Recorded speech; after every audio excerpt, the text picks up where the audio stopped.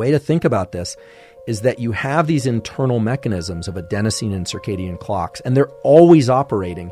And what you're trying to do is provide them anchors. You're trying to provide them consistent, powerful anchors so that your cortisol, your melatonin, and then everything that cascades down from that, like your metabolism and your ability to learn and your sense of alertness, your dopamine, your serotonin, all that stuff is timed regularly.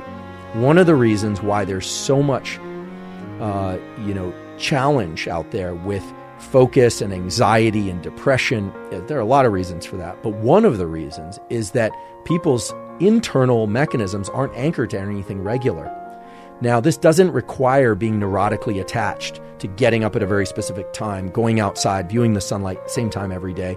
These systems, again, will average, but if you can provide them consistent light anchors early in the day and in the evening and avoiding light at night, you will be amazed at the tremendous number of positive effects that can come from that at the level of metabolic factors, hormones, and just general feelings of well-being. In fact, most of us are familiar with what it is to not sleep well and all the terrible effects that has. Maybe one night you're fine, 2 nights even. For the new parents out there, I sympathize with you.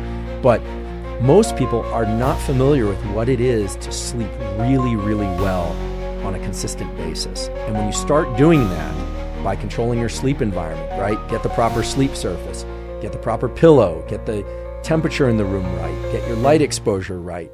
Start timing your exercise at normal periods or times throughout the day and week. It's amazing how many other biological systems just naturally fall in line. And this is why whenever people ask me, what should I take? Which is one of the most common questions I get. What supplements should I take? What drugs should I be taking? What things should I be taking? The first question I always ask them is, how's your sleep? And 90% of the time they tell me they either have trouble falling asleep or staying asleep, or they don't feel rested throughout the day.